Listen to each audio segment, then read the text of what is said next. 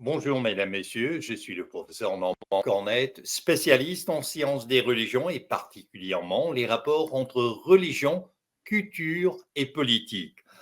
En tant qu'Américain, voire un Texan, il me fait plaisir de recevoir le politicologue professeur Louis Balthazar, professeur émérite de l'Université Laval. Bonjour professeur Balthazar. Bonjour, professeur Cornette. Alors, que pensez-vous du choix de Tim Walz en tant que colistier de Kamala Harris? Je pense que c'est une merveille. Si je peux me le permettre, ça me rappelle le slogan de Franklin Roosevelt. Je n'étais pas là, bien sûr, en 1932. Happy days are here again. On l'a répété dans les médias avec Mme Harris et de surcroît avec Tim Walz. La joie est revenue dans la campagne électorale démocrate. C'est énorme, mais c'est tellement important ce que Tim Walz a apporté, cette possibilité d'aller rejoindre l'électeur moyen, le Midwest farmer, la classe ouvrière, tout ce que le Parti démocrate semblait avoir perdu.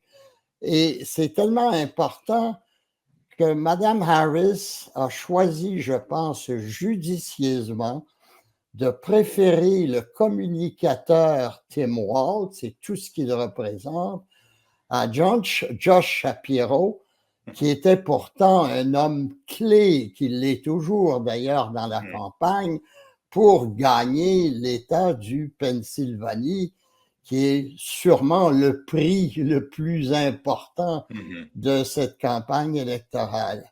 Mais je crois que Mme Harris, ça, elle le dira elle-même si c'est vrai, mais a laissé de côté Shapiro parce qu'il était trop à droite à ses yeux. Elle n'aurait pas été heureuse avec lui, et tout particulièrement sur un thème de politique étrangère, parce que Josh Shapiro est un juif très bien, qui appuie l'État d'Israël très bien, mais qui appuie presque à 100%, semble-t-il, la politique du premier ministre Netanyahou, ce que Mme Harris ne peut pas accepter elle-même. Je pense que c'est un élément qui lui a fait rejeter M. Josh Shapiro. Ensuite, on lui a reproché, ou certains ont craint, le fait que Tim Walz apparaissait aussi comme un homme de gauche et que donc on n'a pas eu cet équilibre entre elle, qui est classée à gauche, libérale, et son colistier. Je pense qu'on a fait le pari que même des politiques de gauche modérés, qui rejoignent l'Américain moyen, peuvent passer et peuvent faire gagner une élection. Il faut se rappeler que Bernie Sanders attirait des foules, lui, avec des politiques très à gauche, qu'il a réussi à gagner de son côté la ville de Burlington et l'État du Vermont, qui n'est pas jugé comme un État particulièrement progressiste. Mais Sanders est un excellent communicateur. Et là, Tim Walz, encore mieux, a cette vertu de créer alentour de lui de la joie, de la sympathie, qui reflète une sorte d'authenticité de l'Américain moyen qui a trimé dur et qui a réussi dans la vie. Pour le moment, je pense que c'est un atout considérable et on peut penser sérieusement, bien que c'est loin d'être assuré, à une victoire du Parti démocrate le 5 novembre prochain. Alors, en parlant de gauche, gauchiste, Ce que je constate, Louis Balthazar, ce sont des changements de paroles, de vocables, je dirais même des changements sémantiques non négligeables. Je cite quelques exemples. On aime beaucoup, depuis Donald Trump, le mot libéral est un juron chez les républicains. Or, je constate à quel point on parle de progressiste plutôt que libéral. Et pourquoi est-ce que je le mentionne? Mais d'abord, quand on pense à l'État du Minnesota, l'État du Minnesota a déjà 2 vice-présidents américains à son actif. D'abord, Hubert Humphrey, Ouais. qui était le colistier de Lyndon Baines Johnson et qu'on estimait un des chefs du libéralisme politique moderne aux États-Unis, et ensuite Walter Mondale également.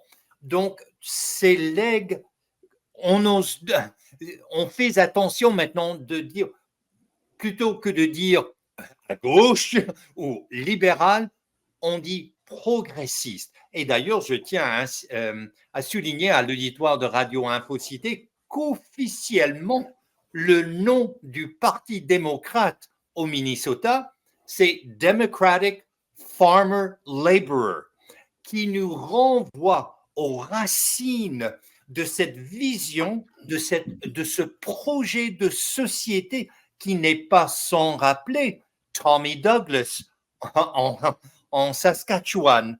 Et alors, je vous laisse élaborer là-dessus. Ce changement dans les mots, dans le discours du Parti démocrate actuel, spécifiquement avec Kamala Harris vis-à-vis libéral, le libéralisme. C'est vrai que le mot libéral apparaît comme une insulte dans plusieurs milieux, mais c'est quand même paradoxal, très paradoxal, puisque le pays, les États-Unis, ont été fondés sur le libéralisme, sur une idéologie libérale. Si on garde le véritable sens du mot libéral, tout le monde est libéral aux États-Unis. Mais il y a des libéraux progressistes et des libéraux conservateurs. Mais enfin, ça, c'est une question de sémantique. Et vous avez bien raison de dire il faut faire attention dans le choix des mots.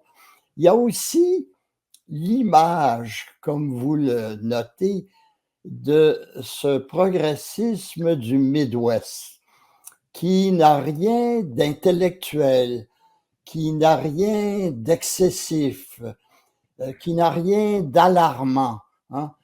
Souvent, quand on pense à la gauche, on pense à des intellectuels sérieux, on pense à Robespierre, à des moralisateurs qui veulent tout changer, tout briser. Mais quand on pense à un progressiste comme Tommy Douglas au Canada, ça n'a rien de ça, ça n'a rien d'intellectuel. C'est quelque chose qui est très près du quotidien d'un fermier, des intérêts qu'on a à vivre dans la solidarité plutôt que dans l'individualisme. Et ça, la plupart des fermiers l'ont bien compris, et dans l'Ouest canadien et dans l'Ouest américain. Alors, de retourner à cette source démocrate est quelque chose, je pense, de très significatif et pour le moment de très prometteur. Et au tout début, professeur Balthazar, vous faisiez référence à FDR, Roosevelt, qui est, quand on regarde l'histoire de la politique américaine, qui est à l'origine d'un projet de société et ce qu'on appelle l'État-providence. Or, dans le cas de Tim Walz, ce qui est absolument fascinant chez ce gouverneur, c'est qu'il a un projet de société qu'il est en train de réaliser sur l'échelle de l'État au complet du Minnesota. D'ailleurs, il parle du One Minnesota. Pourquoi est-ce que je le mentionne? Puisque toute cette idée d'un projet de société, eh bien, il y a une généalogie chez le Parti démocrate. FDR Roosevelt, ensuite celui qui était au Congrès en tant que représentant de l'État du Texas, Lyndon Baines Johnson, qui est devenu vice-président et à cause de l'assassinat, le président. Mais qu'est-ce qu'il prônait, lui? Great Society, the Great Society. Or, on a l'impression qu'il y a un retour sur les origines même du Parti démocrate chez FDR, chez LBJ et Hubert Humphrey, bien entendu. Oui. Il y a cette idée aux États-Unis aussi qui est très répandue depuis Ronald Reagan. Hein. Depuis la fin des années 70, il y a un nouveau conservatisme qui s'est développé aux États-Unis avec Reagan, avec celui qui a été président du Congrès là, durant les années 90, beaucoup d'autres. Et nous vivons, et on peut dire que Donald Trump est l'épidémie de ce conservatisme-là sur le plan politique. Or, il ne faut pas oublier que des idées libérales, non pas d'une gauche révolutionnaire et extrémiste, mais des idées progressistes, ont souvent gagné l'appui d'un ensemble de populations. FDR avait des politiques qu'on a jugées socialistes à l'époque et ça a marché. Ce président a été immensément populaire à ce point qu'il a pu se permettre de gagner, de se présenter et de gagner 4 élections présidentielles de plus de suite, ce qui est devenu impossible constitutionnellement maintenant. Et puis LBJ Johnson, qui a été très impopulaire à cause de sa politique extérieure au Vietnam en particulier, mais il a fait passer, il a fait agréer par la population sa grande politique de Great Society. Il est probablement le président qui a mis en œuvre le plus de politiques progressistes aux États-Unis. À la suite de John F. Kennedy, il a eu le Medicare. Or, la Social Security, qu'a introduite FDR, Franklin Roosevelt, le Medicare qui a été introduit par Kennedy et Johnson, sont des politiques qui sont encore très populaires aujourd'hui. Et le Parti démocrate aura beaucoup de succès en misant là-dessus et en faisant valoir qu'avec Donald Trump et la Social Security et le Medicare sont en danger.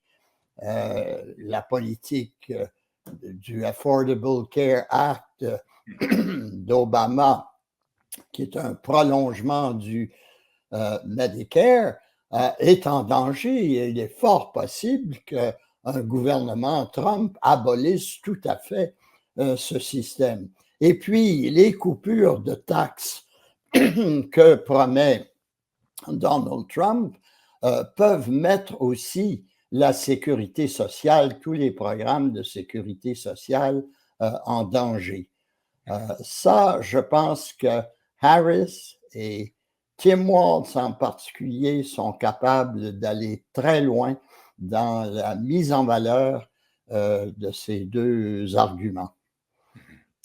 Et je crois qu'il y a dans le discours politique américain actuel, il y a et surtout chez les démocrates, il y a un autre changement au point de vue de mots, de vocables, d'expression, le choix.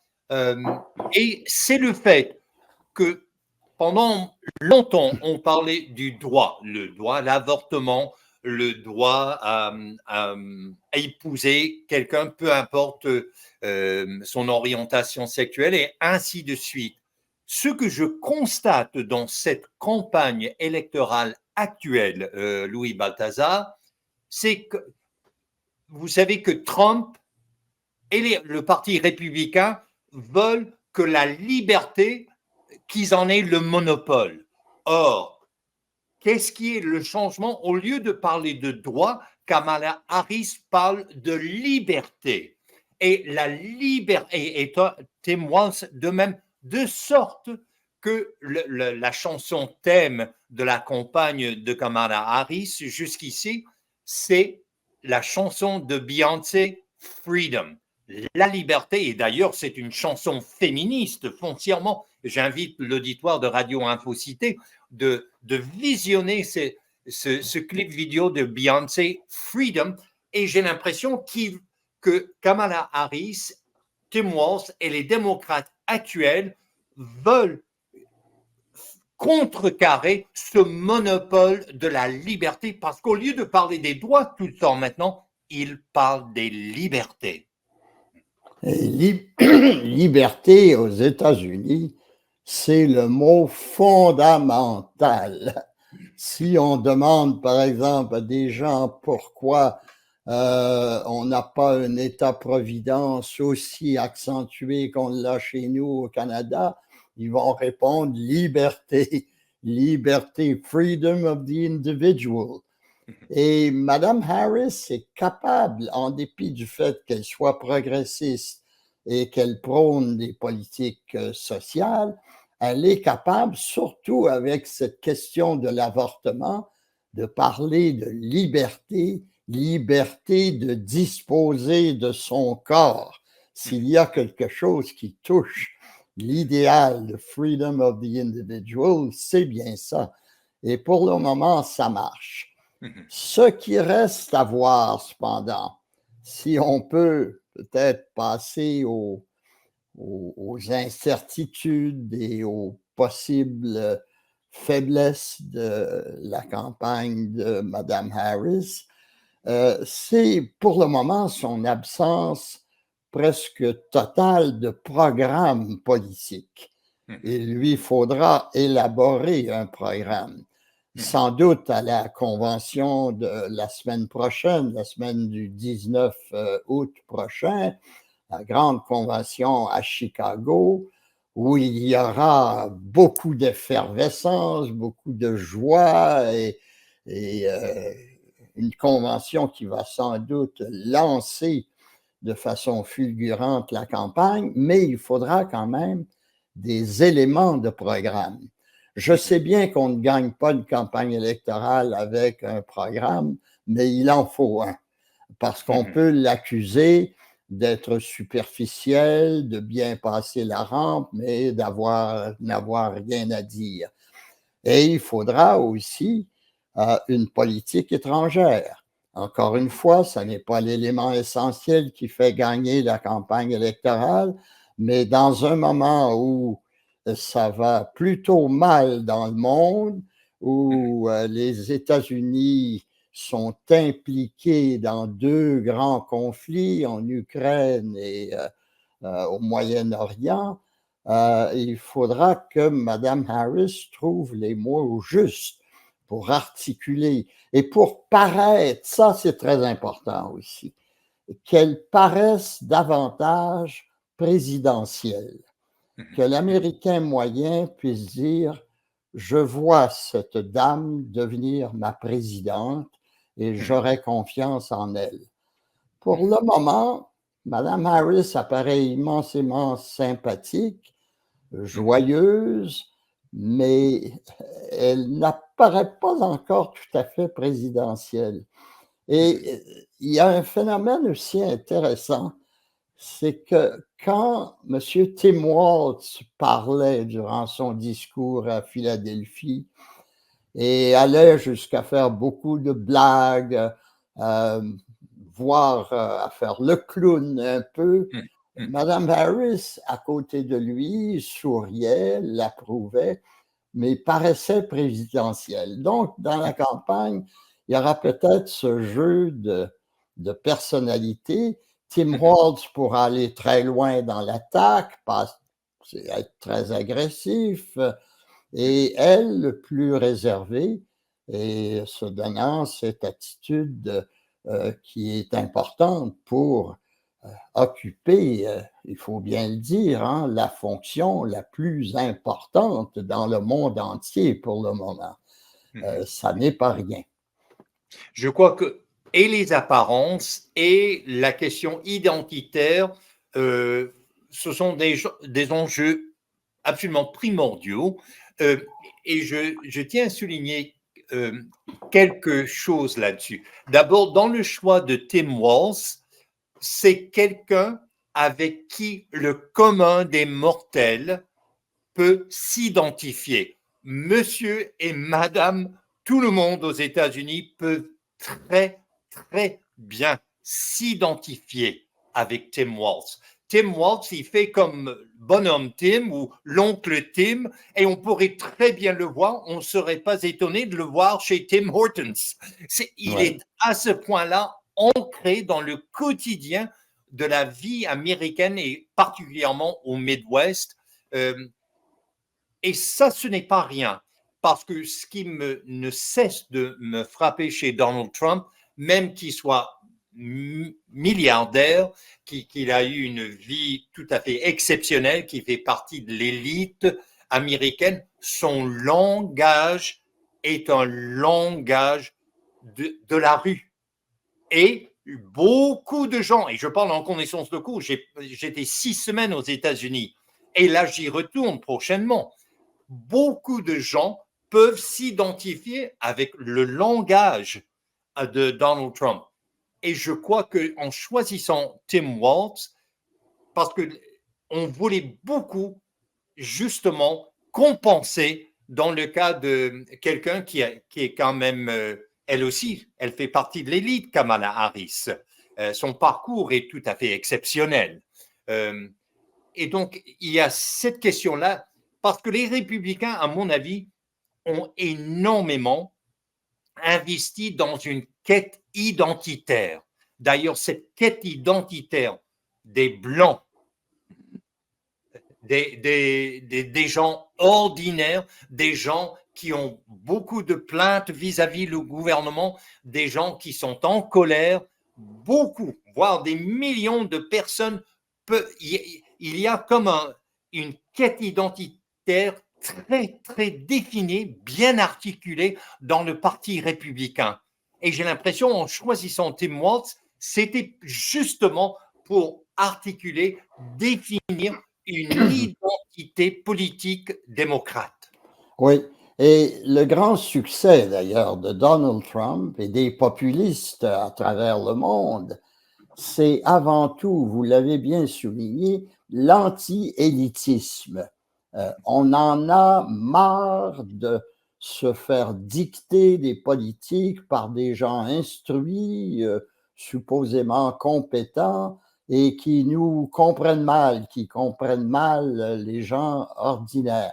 Or, Tim Walz, non seulement il passe très bien auprès du common man, mais il n'est pas avocat, ce qui est bien important parce qu'il y a des avocats presque partout dans la campagne électorale.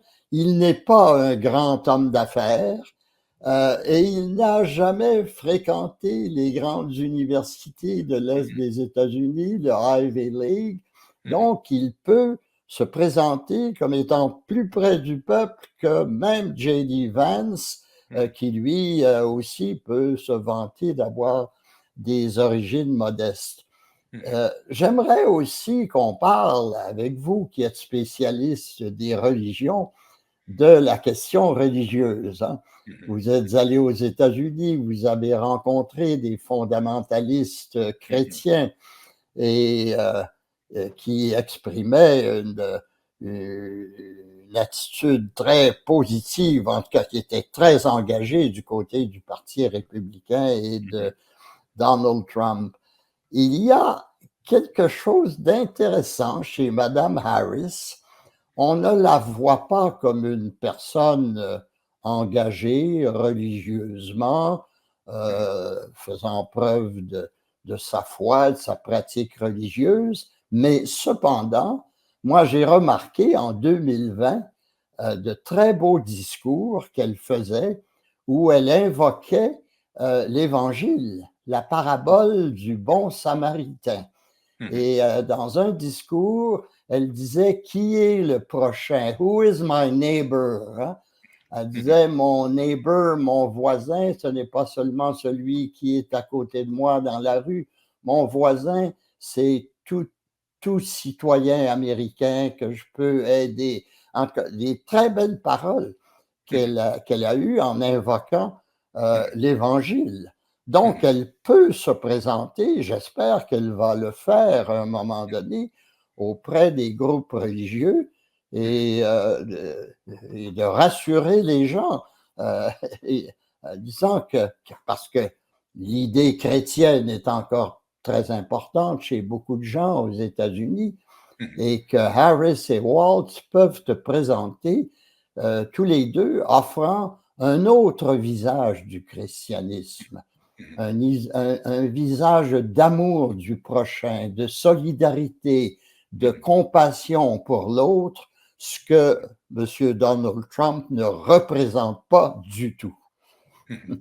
Oui, et là, ça nous renvoie aux sources. On parlait tout à l'heure de Tommy Douglas. Gardons en tête que Tommy Douglas était Oui, un révérend, un pasteur oui, protestant qui a étudié la théologie à Chicago, à l'université de Chicago, alors qu'on est en plein l'évangile social. oui, Or, beaucoup de ce discours des valeurs de prendre soin du prochain a ses racines dans l'évangile social, ce qu'on appelle le christianisme social.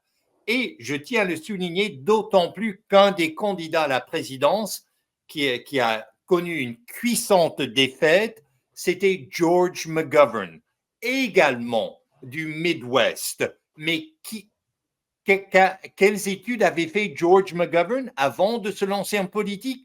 Eh bien, il étudiait la théologie et l'évangile social. Donc, il est, en quelque sorte, il était le paradigme par excellence du progressiste. Et encore, ça nous renvoie, mais dans l'histoire de la théologie, on appelle ça la théologie libérale. Donc, on fait très attention de se servir de ces mots.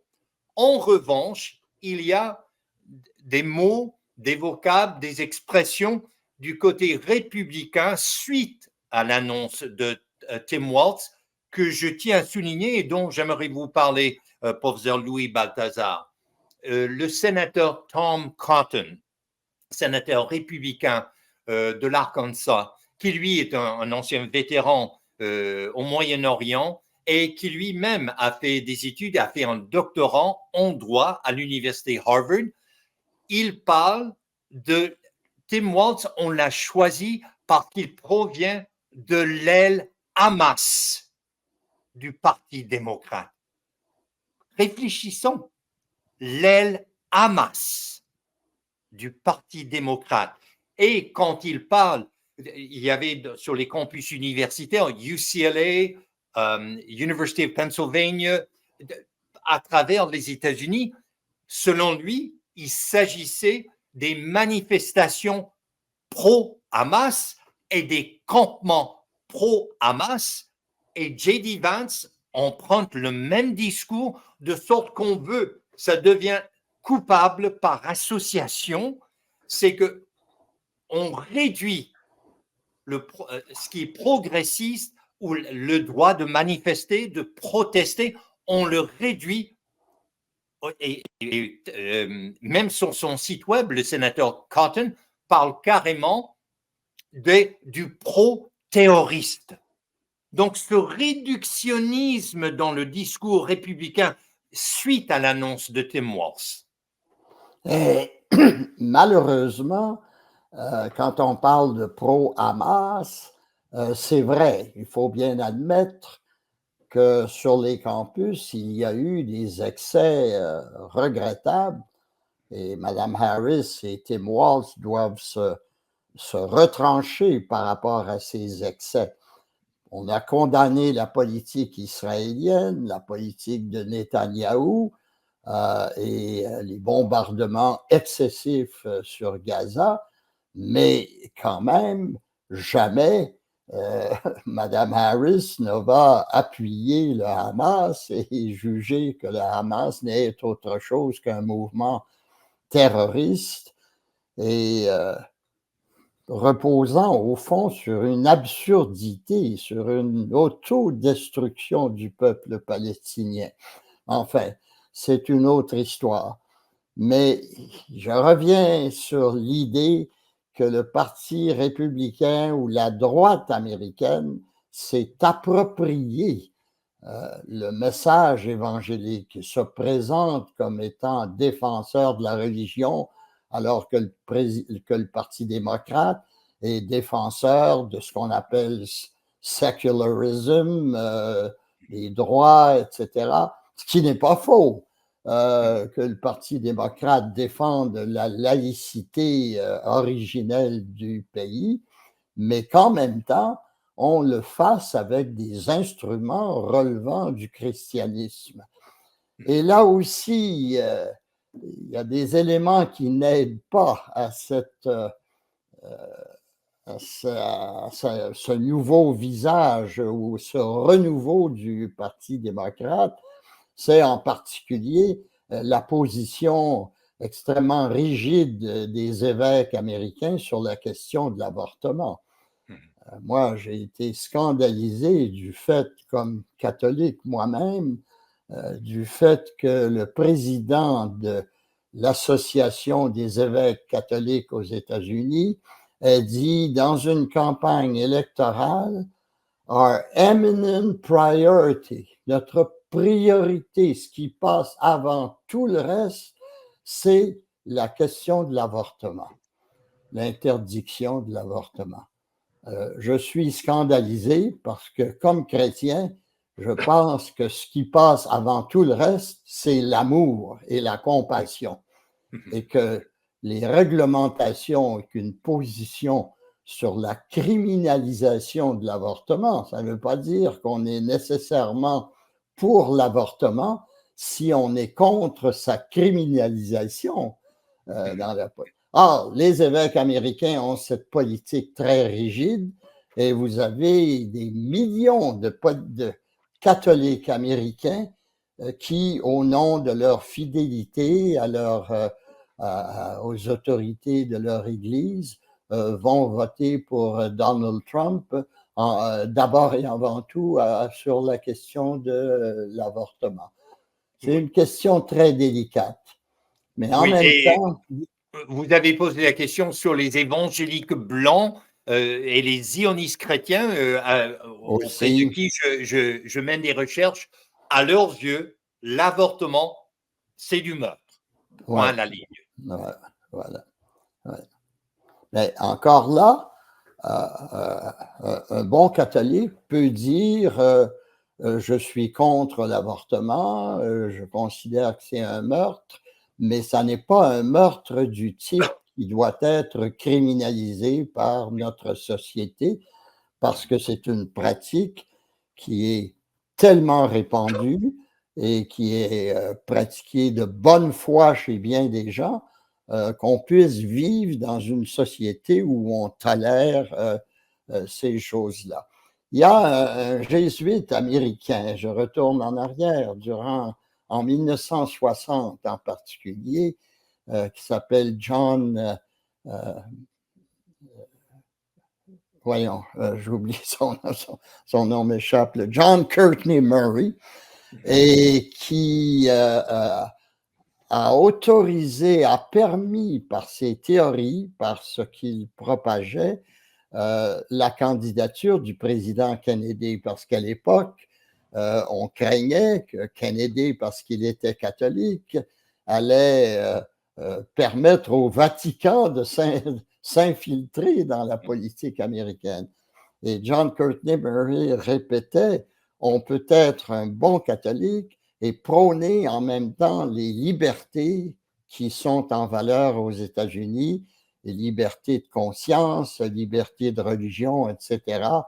Et c'est même mieux pour la pratique de l'Église catholique que le gouvernement ne soit pas, que l'Église ne soit pas inféodée au gouvernement. Ça a été même un des grands torts dans l'histoire du christianisme, dans l'histoire de l'Église catholique en particulier, qu'on fasse de la politique, que le pouvoir politique soit inféodé au pouvoir religieux.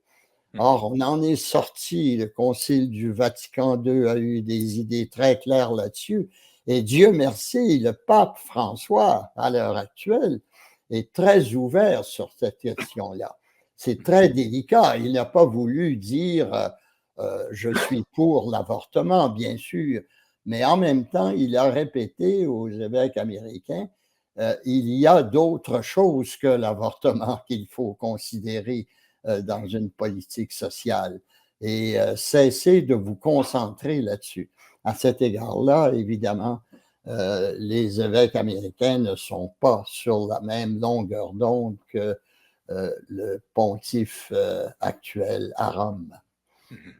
Et c'est d'autant plus intéressant quand on regarde les rapports entre religion et politique dans l'histoire des États-Unis. Je rappelle à l'auditoire de Radio Infocité que le secrétaire d'État John Foster Dulles, secrétaire d'État pendant la présidence de Dwight Eisenhower, eh bien, d'ailleurs, un aéroport à Washington, D.C. porte son nom. Eh bien, son fils Avery Dulles est devenu un des plus grands théologiens catholiques américains. Il est même devenu cardinal. Donc, il y a un rapport très, très intéressant dans l'histoire du catholicisme américain.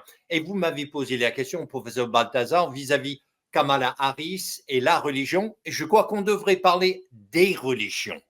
Parce que par sa mère, elle est hindoue, puis elle fréquentait le temple hindou. Et puis elles se sont proches par ses racines indiennes hindoues. Mais du côté de son père, qui lui était originaire de la Jamaïque, et quand on parle de l'élite, elle en fait partie. Ses deux parents ont fait le doctorat à l'Université de Californie à Berkeley. Son père est devenu professeur en sciences économiques à l'université Stanford. Il est professeur émérite, il est toujours vivant. Donc, mais quand elle a fait un choix très, très intéressant. Pour l'université, elle est allée à Howard University, qui est une université noire.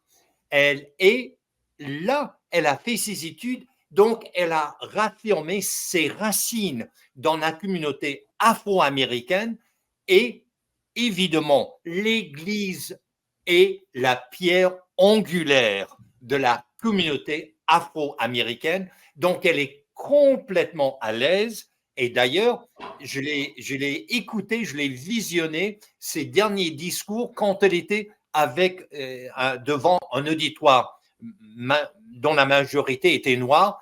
Elle emprunte même le langage, voire le dialecte afro-américain. C'est très, très intéressant. Sa façon de s'accommoder, de s'adapter, même si elle fait partie de l'élite. Donc, en quelque sorte, on a chez elle une synthèse religieuse qui fait une combinaison fort intéressante.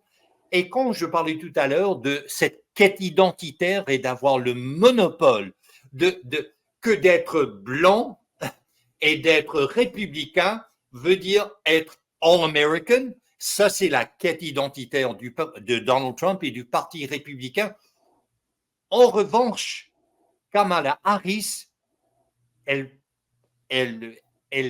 personnifie, elle incarne, elle est même l'individu en qui on voit la diversité. Et là, il y a un choc de culture politique qui est en train de se faire.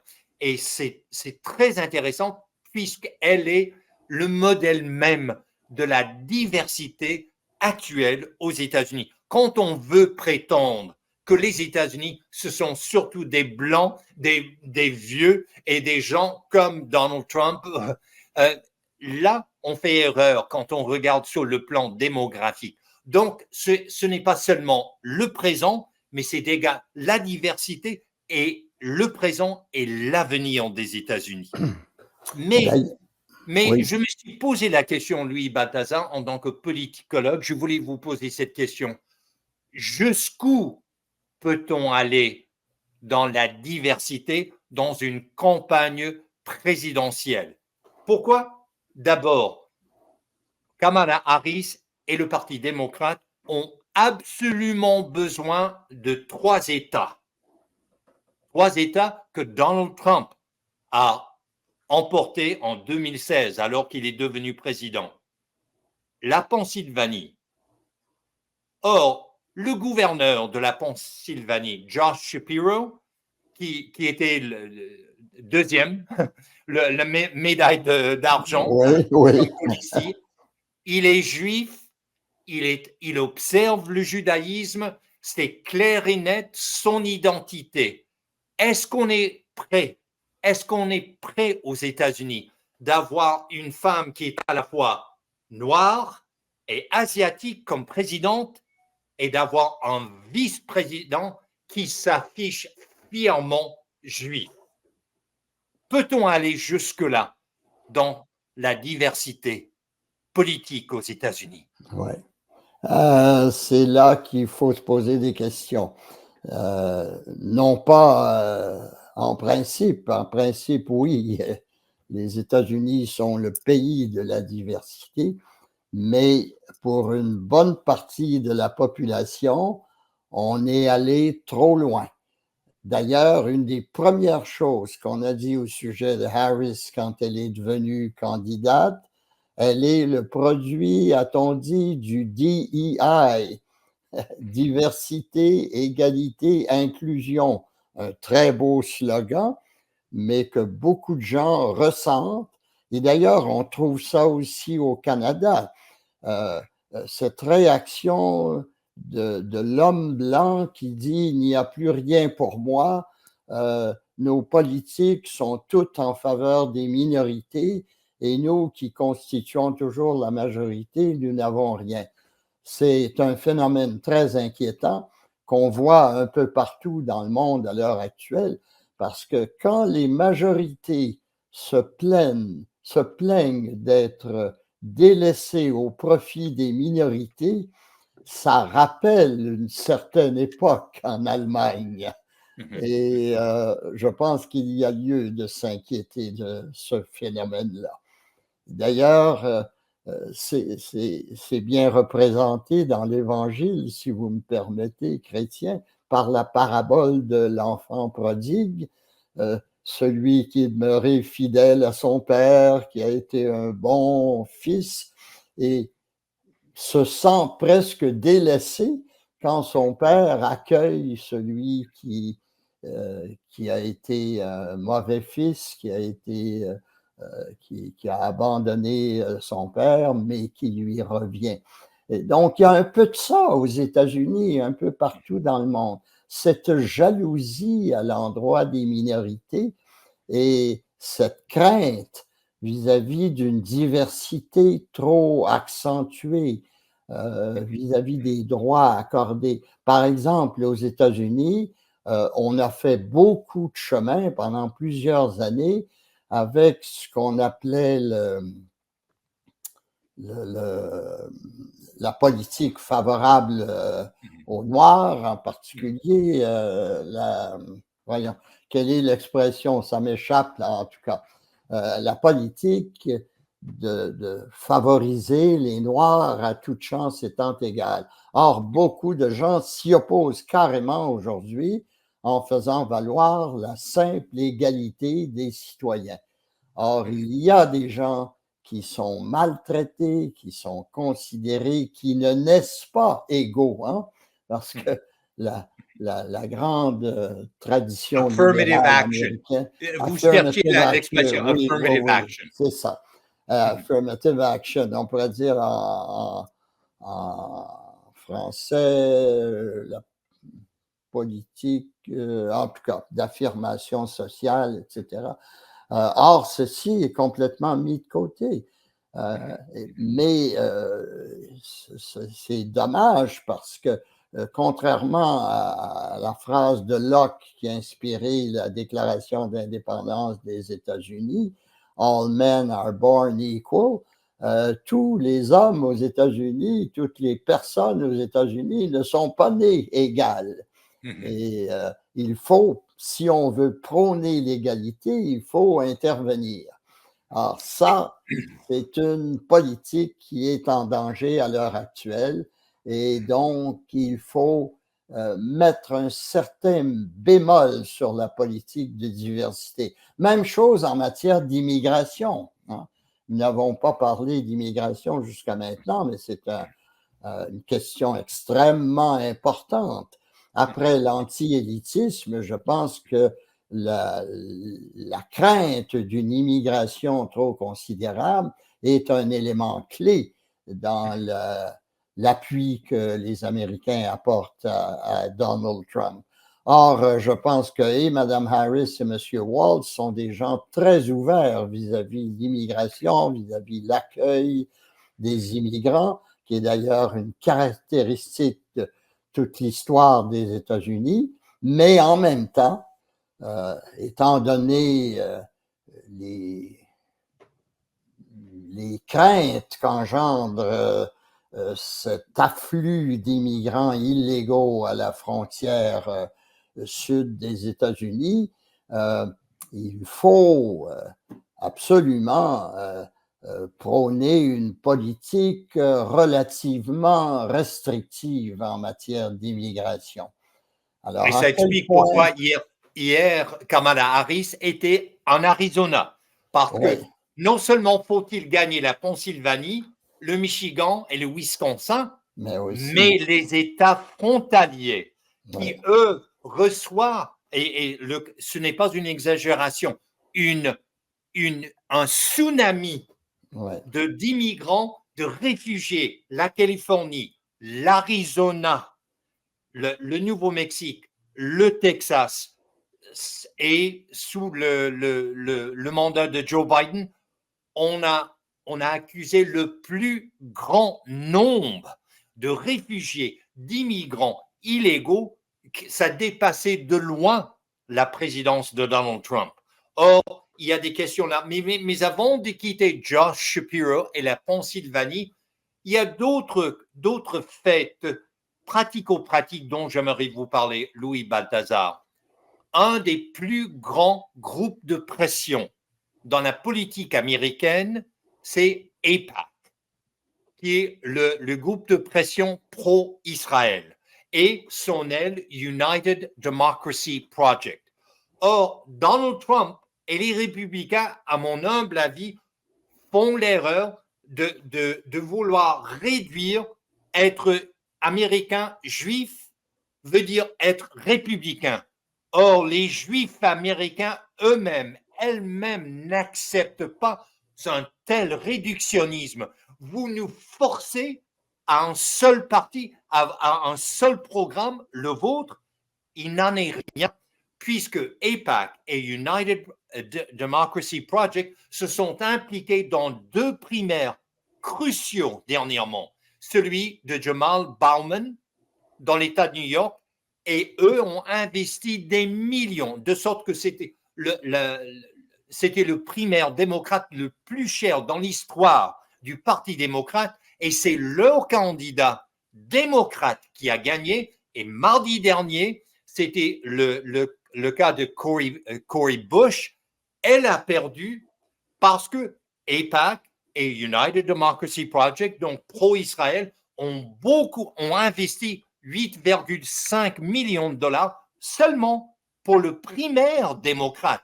Et gardez en tête, un représentant aux États-Unis est en campagne perpétuelle parce que c'est à chaque 2 ans qu'il faut se présenter. Or, on voit très bien que ce puissant lobby AIPAC et son aile United Democracy Project investissent autant le Parti démocrate que le Parti républicain.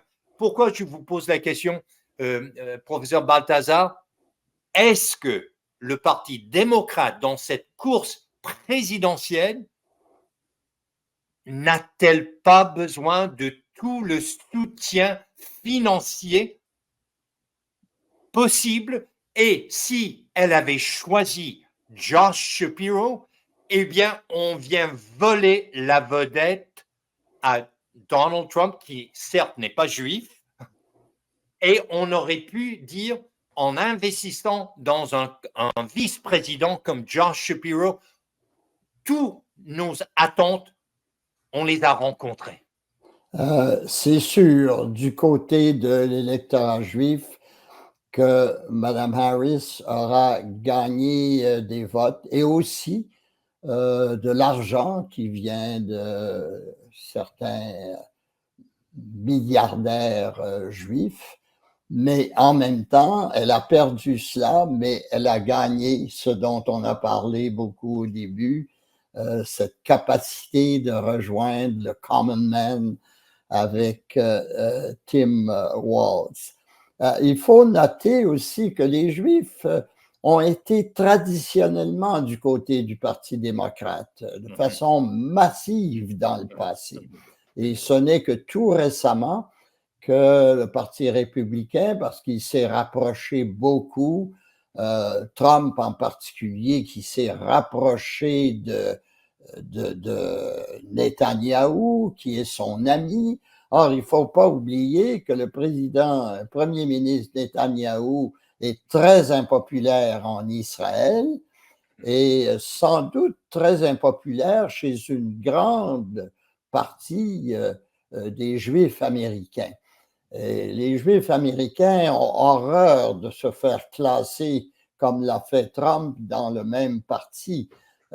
J'ai eu, moi, quantité de professeurs juifs à l'université Harvard, dont Stanley Hoffman, qui était très opposé à la politique américaine en faveur d'Israël. Il trouvait qu'Israël allait trop loin et faisait marcher le gouvernement américain, comme le fait Netanyahou d'ailleurs très habilement. Donc, c'est une question très délicate. C'est vrai que l'AIPAC reçoit l'appui d'une majorité de la population juive, mais il y a aussi des mouvements très importants comme J Street, par exemple, qui accueille beaucoup de juifs libéraux et progressistes et qui sont opposés à cette politique, qui sont en particulier très favorables au droit des Palestiniens de constituer un État. C'est la question fondamentale que Netanyahou a mis complètement de côté, la politique des deux États, et que Donald Trump aussi a abandonné en faisant des accords d'Abraham qui oubliaient complètement les Juifs, les Palestiniens, et qui a peut-être contribué à cette révolte du Hamas, à cette attaque terroriste immonde du 7 octobre dernier. Et j'aimerais soulever un avant-dernier point vis-à-vis Josh Shapiro. Et pourquoi, dans mon esprit, professeur Louis Balthazar, un des plus grands défis du Parti démocrate américain, et surtout depuis l'avènement de Bernie Sanders, c'est qu'il y a des ailes différentes. Et l'unité du Parti démocrate est un des plus grands défis. Ouais. J'ai l'impression qu'elle a dû dire non à Josh Shapiro parce que l'unité du Parti démocrate était en question. Beaucoup de groupes avaient déjà dit nous, on n'est pas d'accord avec Josh Shapiro. Entre autres, les syndicats ont dit nous, on dit non à Josh Shapiro. Il n'est pas pro-syndicat. Mais évidemment, l'aile progressiste et ceux qui veulent voir avec Kamala Harris un changement de l'administration Biden vis-à-vis le Moyen-Orient, eux ont dit non aussi de sorte que, et ils sont très forts dans l'État du Michigan, qui est un État clé, j'avais l'impression que si elle choisissait Josh Shapiro, eh bien, elle inviterait de nouveau cette division qui hante le Parti démocrate américain. Je crois que vous avez parfaitement raison et elle perdait aussi le vote arabe. Ce n'est pas une population considérable, mais c'est une population qui est devenue plus importante que la population juive aux États-Unis. Et elle est beaucoup concentrée dans l'État du Michigan. Voilà pourquoi une raison, je pense, importante pour laquelle Mme Harris n'a pas choisi Josh Shapiro. Vous avez bien raison. Alors, avant, un dernier point vis-à-vis de Josh Shapiro et la Pennsylvanie. Et celle-là risque de venir hanter Kamala Harris parce que ce n'est pas le vote populaire qui détermine le gagnant de la course présidentielle, c'est le collège électoral. Or, le Minnesota n'a que 10, alors que la Pennsylvanie a presque le double, 19. Et d'ailleurs, le Minnesota ne fait même pas partie des partis clés dans les élections présidentielles. Depuis 1972, il ne vote que pour le candidat démocrate. S'agit-il là d'une erreur stratégique fondamentale, professeur Balthazar? Je pense qu'il mise sur le fait que Tim Walz, avec la sympathie qu'il attire, avec ses capacités de communication, sont plus importantes même pour gagner la Pennsylvanie, le Michigan et le Wisconsin. Vous notiez tout à l'heure qu'en gagnant la Pennsylvanie avec Josh Shapiro, on risquait de perdre le Michigan. Tandis qu'avec Tim Walz et ce qu'il représente, même si Tim Walz n'est pas natif de ces trois États, on a misé sur le fait, on a peut-être tort, qu'on peut gagner quand même ces trois États. Et d'ailleurs, c'est pour ça qu'à l'heure actuelle, qu'on fait campagne en très grande partie dans ces États clés. Et on parle de la Pennsylvanie, du Michigan et du Wisconsin comme les États bleus, the blue states. Ouais. Et là, on fait un jeu de mots, puisque son nom de famille, Tim Walz, c'est comme un mur, Walls. Walls. Donc, on dit plus Tim Walz, on dit Blue Wall. Ah oui, voilà. C'est lui qui va raffirmer justement ses liens avec les trois États clés. En terminant, au point de vue des États clés, revenons à l'État du Michigan. Je parlais de la diversité. Jusqu'à quel point est-ce que, sur le plan politique, les États-Unis sont prêts à épouser la diversité? Déjà, Kamala Harris, la première femme vice-présidente dans l'histoire. Déjà, la première femme noire dans l'histoire, vice-présidente. Déjà, la première femme asiatique dans l'histoire, vice-président dans l'histoire des États-Unis. Vous savez, c'est commun, et d'ailleurs, Donald Trump l'a répété, il aurait pu choisir une femme comme colistière. Non, il a choisi un autre homme, J.D. Vance, et pour cause, même s'il a fait des erreurs, l'Ohio est un autre État clé. Oui. Sans l'Ohio, on ne peut pas gagner la présidence. Donc, il a choisi J.D. Vance alors qu'il avait d'excellents candidats. Il avait une multitude, mais il fallait cet État clé, cette pierre angulaire de l'Ohio.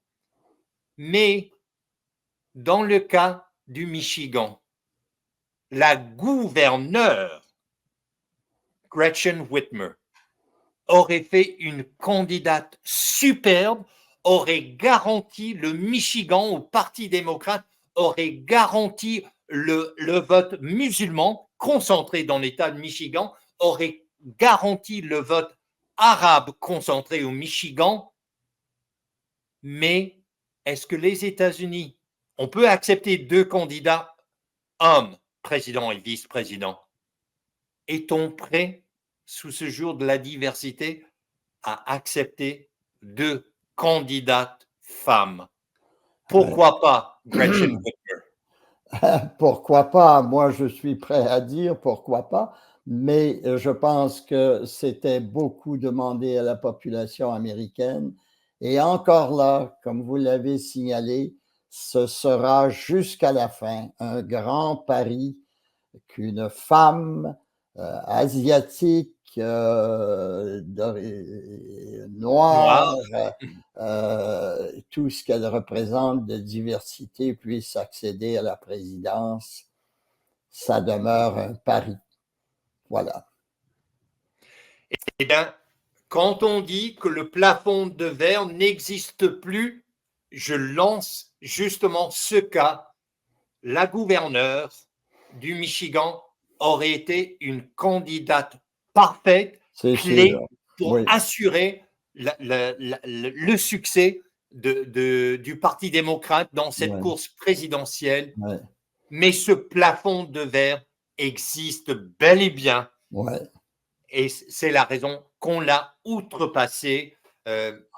Encore Donc, une fois, comme je disais pour Josh Shapiro, elle aurait gagné le Michigan, mais perdu la Pennsylvanie, peut-être.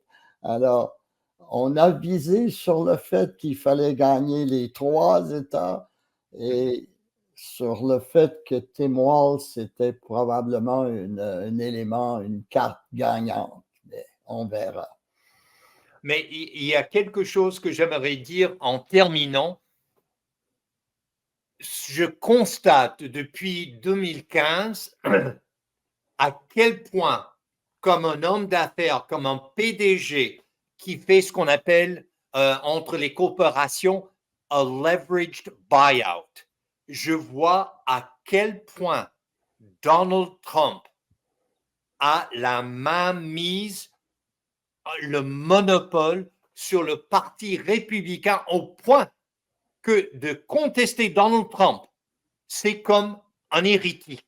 Ouais, À ouais. toute fin pratique, au sein du Parti républicain, même ceux qui le dénonçaient, entre autres J.D. Vance au début, qui maintenant sont candidats à la vice-présidence, eh bien, de contredire, de critiquer, même de questionner Donald Trump, c'est devenu de l'hérésie Ouais. politique.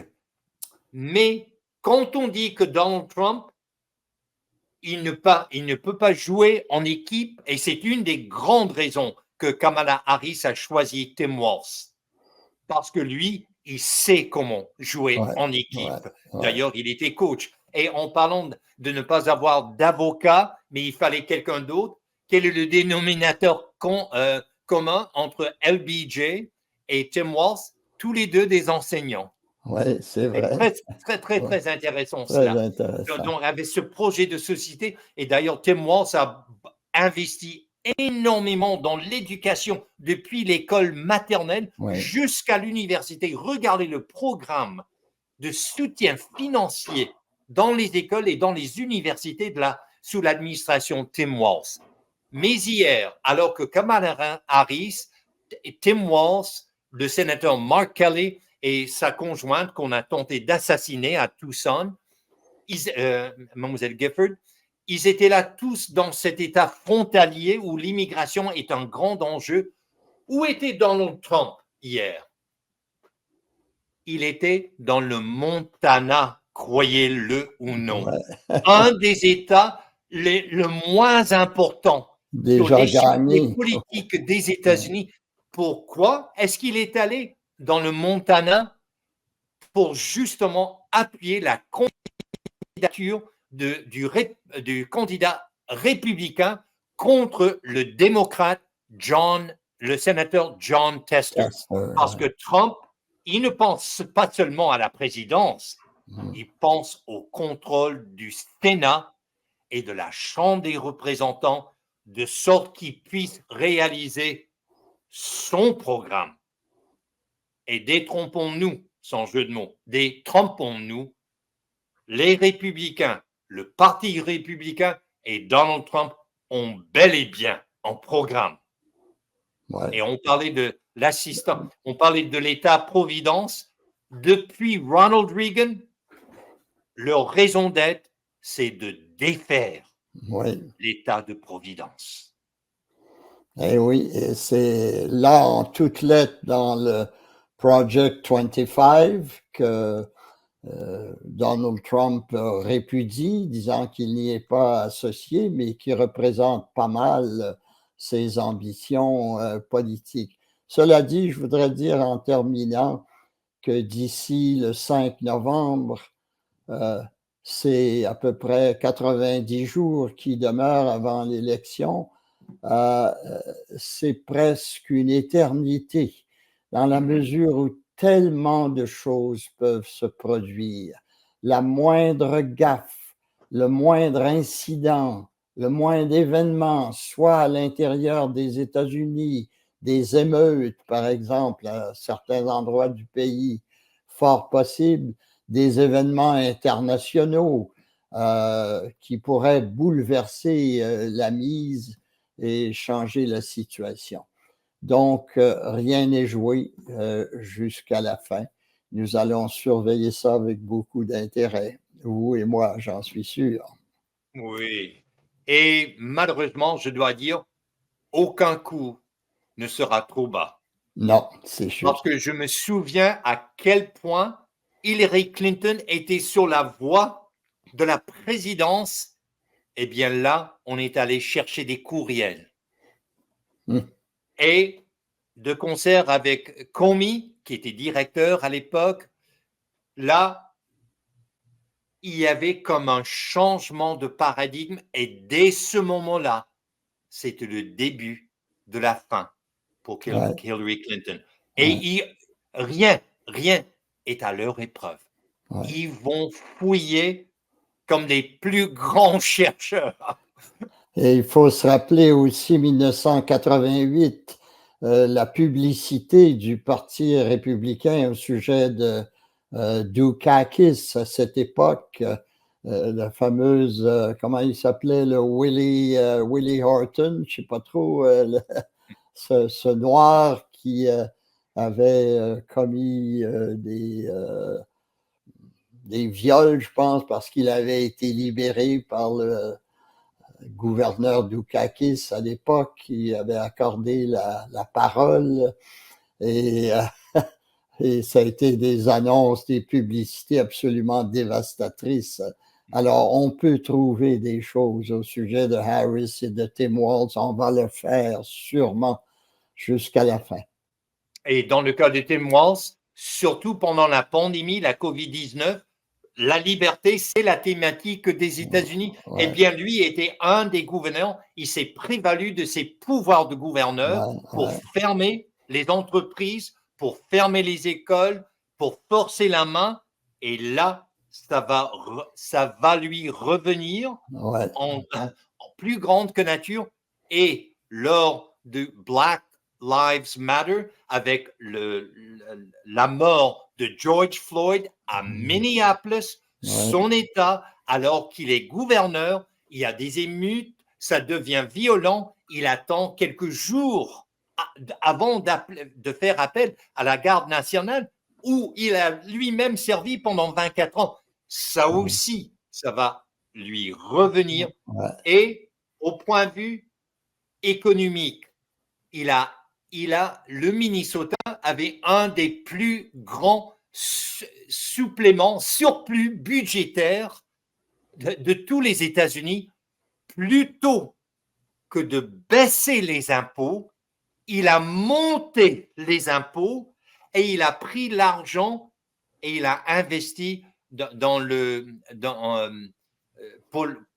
pour les résidences à prix abordable, dans l'éducation, et qui plus est, il a permis que des anciens criminels, même ceux qui sont qui étaient incarcérés puissent voter.